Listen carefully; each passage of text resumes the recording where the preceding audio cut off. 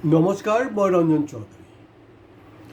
আজি আমাৰ ৰাজ্যৰ কথা লৈ মই কথা পাতিম, কাৰণ ৰাষ্ট্ৰত যোনটো হৈছে সেইটো আপোনালোকে ইতিমধ্যে গম পাইছে। আমি ধাৰাবাহিকভাৱে কিছু কৰিছোঁ, মাজত আমি ফ্লাডৰো দিছোঁ।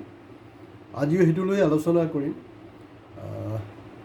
প্ৰব্লেমটো হ'লগৈ এতিয়া ধৰি লওক বানপানীত কেনেকৈ আক্ৰান্ত হৈছে, সৰ্বশান্ত হৈছে, এই কথা বতৰাবিলাকতো মৰলে জানে, আৰু এইটো একেটা কথা বেছি আৰু পকাই লাভ নাই। চিধা কথাটো হ'ল যে এতিয়া ক'ৰবাত ধৰি লওক পলস পৰিছে, কাৰোবাৰ বস্তু বৰবাদ হৈ গ'ল, বজাৰ বৰবাদ হৈ গ'ল, সেইবিলাকতো আছেই। কিন্তু হাতী আৰু যে আমাৰ মানুহৰ যে সংঘাত, সেইটো কিন্তু বহুত বহুত বহুত পুৰণা। আৰু হাতী মানুহৰ যি সংঘাত, এইটো নাইকিয়া কৰি দিয়াৰো কিন্তু প্ৰতিশ্ৰুতি বিজেপি দিছিলে। বিজেপিটো বহুত কিবা কিবি দিছে, সেইটোও কৰিছিলে, কিন্তু সংঘাত কমা নাই। আৰু মই আপোনালোকক আগতীয়াকৈ ক'ব বিচাৰিছোঁ, এতিয়া কিন্তু সংঘাত বাঢ়িবলৈ গৈ আছে। তাৰ খুব চিম্পুল কথাটো হ'ল যে আমাৰ জাহাজ মন্ত্ৰী কোন হয়? অসমৰতো চাগে, তেওঁ ডিব্ৰুগড়ত নেকি ক'ৰবাত, সেইটো চাইডত আমাৰ পৰেশ বৰুৱাৰ ঘৰৰ ওচৰা ওচৰি ক'ৰবাত থাকে নহয়। জাহাজ মন্ত্ৰী বহুত কিবা কিবি কৈ থাকে নহয়, পৃথিৱীৰ ইমান নম্বৰ স্থানত অমুক তমুক বহুত কিবা কিবি কৈ থাকে। কিন্তু জাহাজ মন্ত্ৰী জাহাজ বাদ দিয়ক, বাৰাক্ৰান্ত ৰাজ্যক নাও দিব পৰা নাই। ৰাইজে কিহৰ নাও চলি আছে? এই যে কলগছ আছে নহয়, কলগছৰ সহায় লৈ চলি আছে। কোনো ৰকম যিকোনো মুহূৰ্তত তেওঁলোকৰ প্ৰাণ নাইকিয়া হৈ যাব পাৰে। এতিয়াতো হাতীৰোতো জীয়াই থকাৰ অধিকাৰ আছে নে নাই কওকচোন? হয়, এই ককা দেউতা নাতি আৰু হাতী যদিও ফ্লপ হৈছে, এইটো জুবিনৰ শেষ ফিল্মৰ ফেৰ মাৰিবলৈ চেষ্টা কৰি সেইটো ফ্লপ হৈছে। এতিয়া কথাটো হ'ল যে এই বাৰাক্ৰান্তৰ মাজতো নাতিও আছে, হাতীও আছে, মানুহ আছে। কাৰণ হেৰিতো আপুনি জীয়াই থকাৰ কাৰণে যেনেকৈ আপোনাৰ মানুহ খাদ্য লাগিব, তাৰপিছত আপুনি কোনোবা এটা ছেফ স্থানত যাব বিচাৰিব, হাতীৰোতো একেই অৱস্থা। হাতীৰো খাদ্যও লাগিব, হাতীও একদম ক'ৰবাত ছেফ স্থানত যাব লাগিব, আমি স্থানান্তৰিত কৰিব লাগিব, এইটো চৰকাৰৰ দায়িত্ব।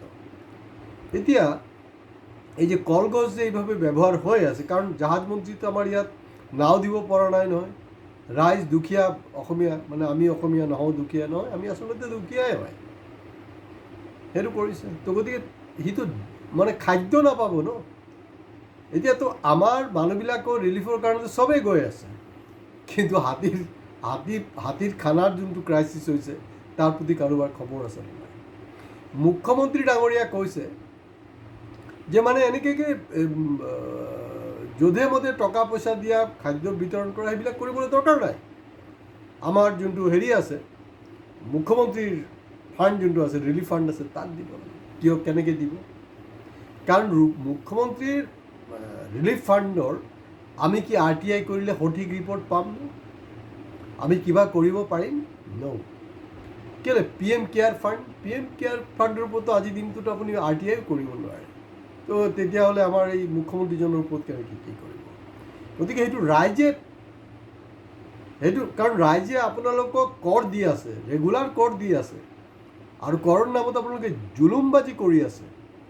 তৎসত্ত্বেও আপুনি একো কৰিব পৰা নাই। ৰাইজ গৈছে স্বতঃস্ফূৰ্তভাৱে, আন্তৰিকভাৱে, তাতো আপোনাৰ বিভিন্ন ধৰণৰ প্ৰব্লেম। এতিয়াতো হয়, যিবিলাক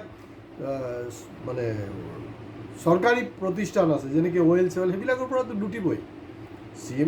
PM-এতো লুটিব, আকৌ সেইফালে CM লুটিব, সেইবিলাক চলি থাকিব। এনেকৈতো হ'ব নোৱাৰে নহয়, চব বস্তুতো এটা লিমিট আছে ন। তো এই যে আমাৰ যে এই ফ্লাড জাহাজ, বহুত কিবা কিবি, তাৰপিছত মিয়া বিৰোধী, এই যে কাৰবাৰবিলাক, খালি মই যেতিয়া উশৃংখল হৈছিলে, প্ৰথম যে বেপাৰীৰ ওপৰত যি তাৰ উৎপাত যোনটো কৰিছিলে, যি নেকি হিমন্ত বিশ্ব শৰ্মাৰ স্পনচাৰশ্বিপতে হৈ আছিলে, তেতিয়াই মই শৃংখলক কিন্তু কৈছোঁ যে তোমাৰ মাজত টেলেণ্ট আছে, নথকা নহয়, তোমাৰ কথাৰ এটা গ্ৰহণযোগ্যতাও আছে আমাৰ অসমীয়াৰ মাজত, কিন্তু তুমি উশৃংখল নহ'বা, তুমি শৃংখলাবদ্ধভাৱে থাকা, তেতিয়াহ'লে শিৱসাগৰৰ পৰা অখিল গগৈ নহয়, তুমিহে জিকিবা। কিন্তু সি বেছি চিয়ানা হয়, অখিল আৰামত তাৰ কাণত বন্দুক ৰাখি ওলাই গ'ল।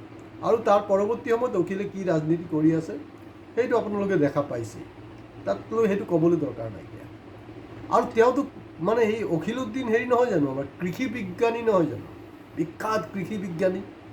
সেই কৃষি বিজ্ঞানীজনে আজি প্ৰতি যোৱা 6টা বছৰে তেওঁ কি চৰকাৰৰ কোনো প্ৰজেক্ট দিছে যে এই ধৰণে আমি সমস্যাবিলাকৰ সমাধান কৰিব পাৰোঁ। আৰু আমি বহু আগৰ পৰা দাবী কৰি আহিছোঁ যে অসমৰ বানপানীক ৰাষ্ট্ৰীয় সমস্যা হিচাপে ঘোষণা কৰাৰ কাৰণে নাই কৰা, নকৰিলেও দিগদাৰ নাই ন। আৰু এতিয়াতো মোৰ হাততো CBI ED সেইবিলাকতো নাই, খালি মই এটা বস্তু মোৰ বহুত আগ্ৰহ, আপোনালোকৰো আগ্ৰহ থাকিব লাগে। এই যে আমাৰ 1200 টকীয়া বাইদেউগৰাকী চুমা খাইছিলে যে মুখ্যমন্ত্ৰী, মনত আছেনে নাই? এতিয়া মোৰ সঁচাকৈ একদম মানে আন্তৰিকভাৱে কিন্তু মই মানে তেওঁৰ কাৰণে দুখ লাগি আছে, সেইটো বেলেগ কথা, মই নাজানো তেওঁ এতিয়া মানে মুখ্যমন্ত্ৰীৰ ঘৰতে তেওঁ থকা হৈছে না ক'ত।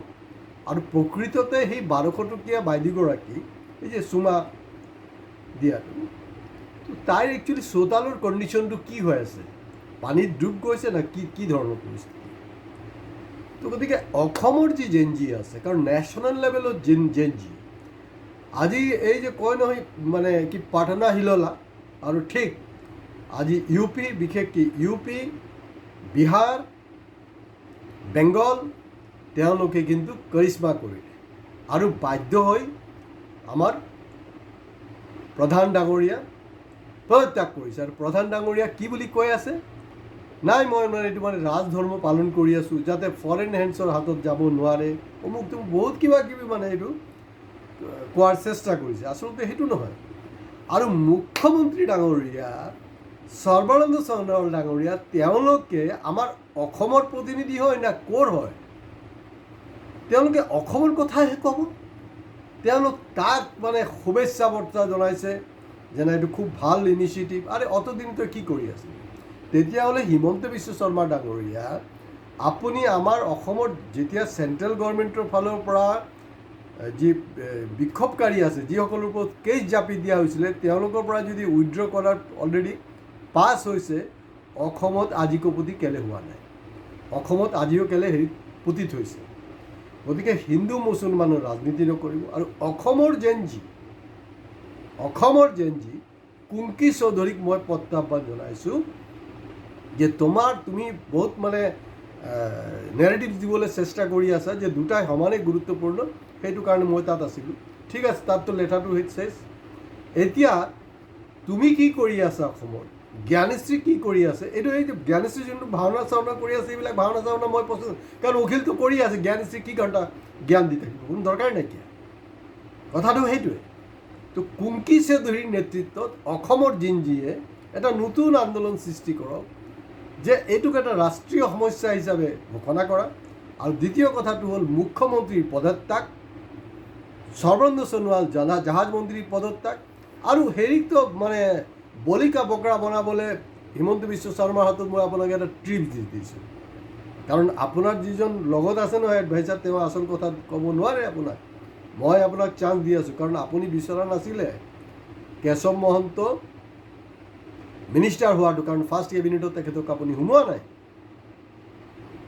এতিয়া কথাটো হ'ল যে কেশৱ মহন্তক খালাচ কৰক, কাৰণ তেওঁৰ ছোৱালীটো আপোনাৰ মোদীৰ এগেইনষ্টত গালে, আৰু তেওঁতো এই মুহূৰ্তত ডিজাষ্টাৰ মেনেজমেণ্টৰ মিনিষ্টাৰ হয়।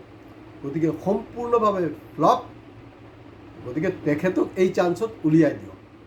আৰু অসমৰ জেনজিক মই কৈছোঁ যে তেওঁলোকে এই যে আমাৰ যে পাৱাৰ মিনিষ্টাৰ আছে নহয় চেণ্ট্ৰেলৰ, মনমোহন ডাঙৰীয়া, সেই এই আমাৰ মনোহৰ ডাঙৰীয়া, এই মনমোহন সিং নহয় মনোহৰ, তো মনোহৰ ডাঙৰীয়া এই যে NSPCৰ যে কাৰবাৰ, সেইটোক লৈ তেওঁ পদত্যাগ কৰিব লাগিব। আৱাজটো ক'ৰ পৰা আহিব লাগিব? অসমৰ পৰা। এইটো দিল্লীৰ পৰা নাহে, এইটো অসমৰ পৰা আহিব লাগিব, আৰু বস্তুটো গৈ দিল্লীত পাব লাগিব। চ' দিছ ইজ দ্য বেষ্ট অপৰচুনিটি, কাৰণ পাটনা লক্ষ্ণৌ যি হিলালে, এতিয়া যদি আমাৰ অসম হিলাব নোৱাৰে, এনেকৈ চলি থাকিব। গতিকে আজি ইয়াতে শেষ কৰিছোঁ। আপোনালোকে চাই থাকক আমাৰ ভিডিঅ' ৰেগুলাৰলি, লাইক কমেণ্টছৰ লগত ছাবস্ক্ৰাইবো কৰিব। হয়, এই যে কলগছক লৈ যে যি মানে সংঘাত, এই সংঘাতটো কিন্তু অহা দিনৰ কাৰণে আহি আছে। মই আগতীয়াকৈ আপোনালোকক জনালোঁ। আজি ইয়াতে শেষ কৰিছোঁ। নমস্কাৰ।